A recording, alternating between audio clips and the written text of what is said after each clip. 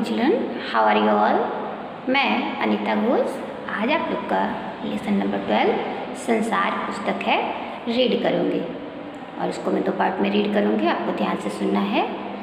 मैंने गलती से आप लोग का लेसन नंबर 30 पहले रीड कर दिया है, तो ये लेसन आपका बाकी था, तो मैं इसको रीड कर रही हूँ। अब ध्यान से सुनिए। जब तुम मेरे साथ रहती हो तो अक्सर मुझसे बहुत सी बातें पूछा करती हो और मैं उनका जवाब देने की कोशिश करता हूँ, लेकिन अब जब तुम मसूरी में हो और मैं इलाहाबाद में, हम दोनों उस तरफ बातचीत नहीं कर सकते। इसलिए मैंने इरादा किया है कि कभी कभी तुम्हें इस दुनिया की और उन छोटे बड़े देशों की जो इस दुनिया में हैं छोटी छोटी कथाएं लिखा करो। तुमने हिंदुस्तान और इंग्लैंड का कुछ हाल इतिहास में पढ़ा है, लेकिन इंग्लैंड केवल एक छोटा सा टापू है और हिंदुस्तान जो एक बहुत बड़ा देश है, फिर भी दुनिया का एक छोटा सा हिस्सा है। अगर तुम्हें इस दुनिया का कुछ हाल जानने का शौक़ है तो तुम्हें सब देशों का और उन सब जातियों का जो इसमें बसी हुई हैं ध्यान रखना पड़ेगा, लेकिन उस एक छोटे से देश का नहीं जिसमें तुम पैदा हुई हो। मुझे मालूम है कि इस छोटे छोटे खतों में बहुत थोड़ी सी बातें ही बतला सकता हूँ। तो बच्चे, जो पेज मैंने पढ़ा उसमें ये बताया गया है कि जवाहरलाल नेहरू अपनी बेटी इंदिरा गांधी को इस संसार के बारे में बहुत सारी बातों की जानकारी देना चाहते हैं, लेकिन वो उनसे दूर है, इसलिए वे उन्हें छोटे छोटे पत्र लिखकर सब कुछ बताने की कोशिश कर रहे हैं।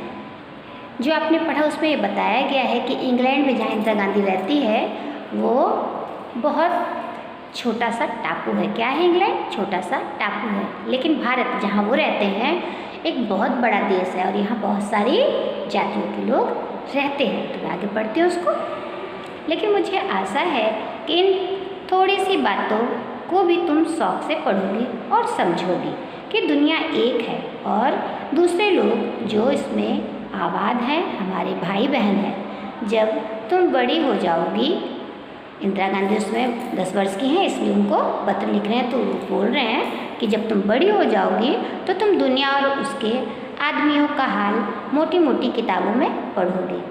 तुम्हें जितना आनंद मिलेगा उतना किसी कहानी या उपन्यास में भी न मिला होगा।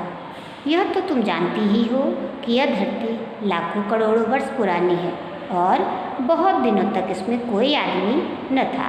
आदमियों से पहले सिर्फ जानवर थे और जानवरों से पहले एक ऐसा समय था जब इस धरती पर कोई जानदार चीज़ न थी। आज जब हम दुनिया की हर तरह के जानवरों और आदमियों से भरी हुई है, उस ज़माने का ख्याल करना भी मुश्किल है जब यहाँ कुछ न था, लेकिन विज्ञान जानने वालों और विद्वानों ने, जिन्होंने इस विषय को खूब सोचा और पढ़ा है, लिखा है कि एक समय ऐसा था जब यह धरती बेहद गर्म थी और इस पर कोई जानदार चीज़ नहीं रह सकती थी। और अगर हम उनकी किताबें पढ़ें और पहाड़ों और जानवरों की पुरानी हड्डियों को गौर से देखें तो हमें खुद मालूम होगा कि ऐसा समय जरूर रहा होगा। मतलब इन पंक्तियों में जवाहरलाल नेहरू जी इंदिरा गांधी को बताना चाहते हैं कि जब इस पृथ्वी पर कुछ भी नहीं था, जानवर भी नहीं थे और उसके पहले का भी समय और उसके बाद का भी समय, जब यहाँ पर बाद में पहले जानवर नहीं थे, बाद में आदमी से पहले सिर्फ जानवर थे और जानवरों का पहले जो ऐसा हाल था जो भी था, मतलब उनका कहना है कि ये उस समय विज्ञान जानने वाले जो विद्वान होते उन्होंने इस समय के बारे में खूब सोचा और पढ़ा और बाद में उन्होंने इसे पुस्तक में लिख डाली, जिसे हम आजकल पढ़ते हैं। तो उन्होंने पुस्तकों के महत्व को भी यहाँ पर बताया है।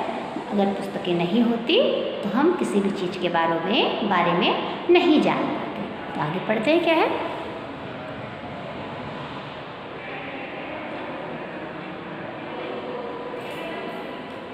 तुम इतिहास की किताबों में ही पढ़ सकती हो, लेकिन पुराने ज़माने में तो आदमी पैदा ही न था, किताबें कौन लिखता, तब हमें उस ज़माने की बातें कैसे मालूम हो।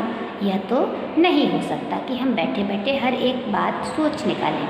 यह बड़े मज़े की बात होती, क्योंकि हम जो चीज़ चाहते सोच लेते और सुंदर परियों की कहानियाँ गढ़ लेते, लेकिन जो हम कहानी किसी बात को देखे बिना ही गढ़ ली जाए वह ठीक कैसे हो सकती है। लेकिन खुशी की बात है कि उस ज़माने में लिखी हुई किताबें न होने पर भी कुछ ऐसी चीज़ें हैं जिनसे हमें उतनी ही बातें मालूम होती हैं जितनी किसी किताब से होती हैं। ये पहाड़, समुद्र, सितारे, नदियाँ, जंगल, जानवरों की पुरानी हड्डियाँ और इसी तरह की और भी कितनी ही चीज़ें हैं जिनसे हमें दुनिया का पुराना हाल मालूम हो सकता है। तो हमें कुछ दुनिया का पुराना हाल किससे मालूम हो सकता है?